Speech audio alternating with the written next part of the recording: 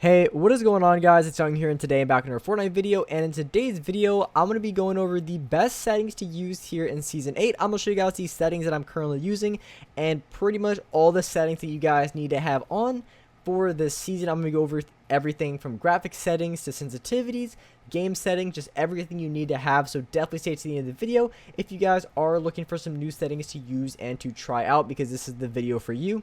And real quick, before we get into the video, I have a V-Buck giveaway. I give away 2,000 V-Bucks every single Friday. So if you guys would like to participate in the next giveaway and win some free V-Bucks, all you guys have to do is to drop a like on the video. Make sure you guys do subscribe to the channel if you guys haven't already. Hit the notification bell, and as well leave a comment down below of your Xbox gamer tag, PSN gamer tag, or Epic account, and you guys will be automatically entered. If you guys would like to support them in the item shop, all you guys have to do is go down to the bottom right, click on support a creator, type in my creator code, which is Young Humor, and you guys will have me added and supported as a creator. And lastly, I'm super excited to announce my new merch. You guys can find it in the link in the description or the pinned comment if you guys are interested. Definitely get a long sleeve t-shirt or a hoodie if you guys like it.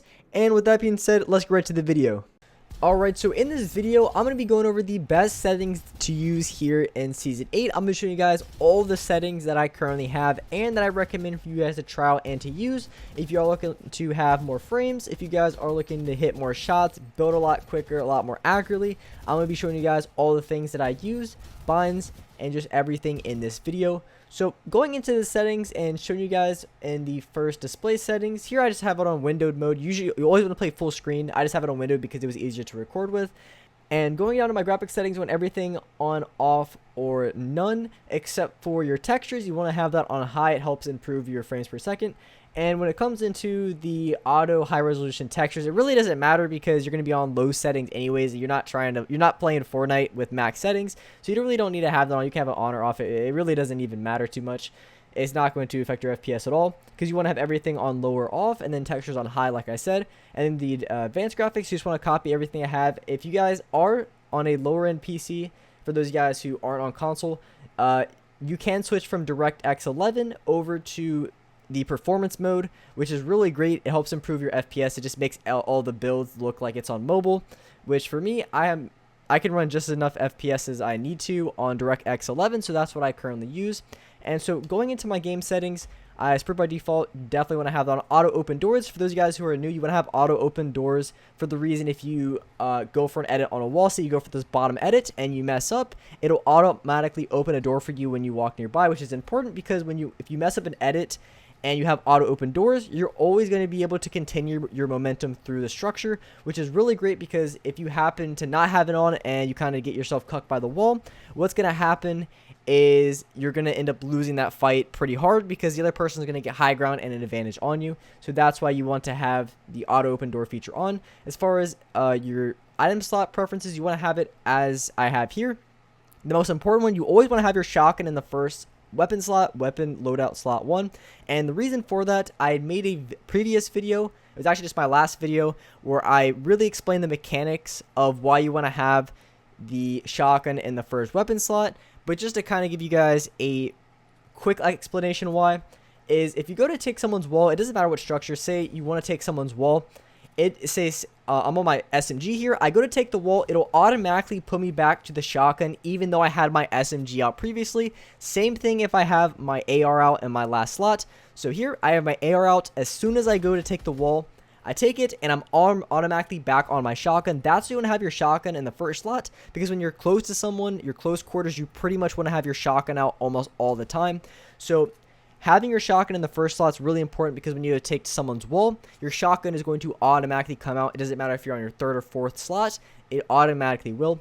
So in the building, you obviously want to disable the pre-edit option because unless a very niche situation, you always want to have this off, because if you accidentally make a pre-edit, it can really mess you up in a build fight. So having this on is a great setting that Epic added to the game not too long ago, only a couple seasons ago, and it's a really great setting to have. Confirm edit release, great setting to have on, recommended as well. And then down in the extra game options, pretty much you want to have everything the way I have it. Tap, search, interact, tab that on. Record replays, I have it off because it will make your FPS a little bit lower if you have it on. And if you don't go back into your replays, there's no point of having it on at all. My HUD scale is 80%. And going to the controller options, the sensitivities that I have for this season are going to be 1.4x with a 1.3, horizontal 43%, vertical speed on a 42%.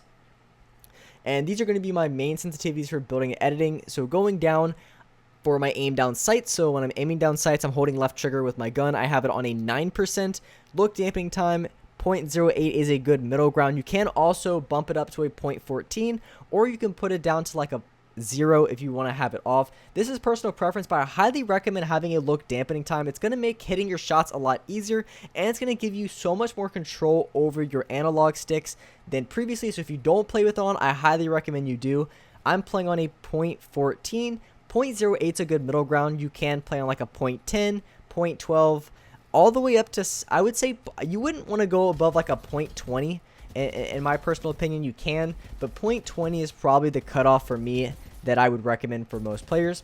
So that's a really good setting. Look damping time is something that I highly recommend for people who are on linear. I previously was recommending exponential, and I still like it, but I just wanted to go back to linear. I really love how the linear feels when it comes to building and editing, so that's why I'm currently on linear settings as opposed to exponential. I feel like that my AR shots were way better long range on exponential, but building and editing just feels really smooth and fluid on linear, so that's why I like playing linear here in Fortnite. And as far as your dead zones, you want to have it as low as possible without having any stick drift. For me, that's 10%. Some of you guys might be on a little bit higher dead zone. Some of you guys might be on a little bit lower. But as low as you can without having stick drift is going to be the way to go.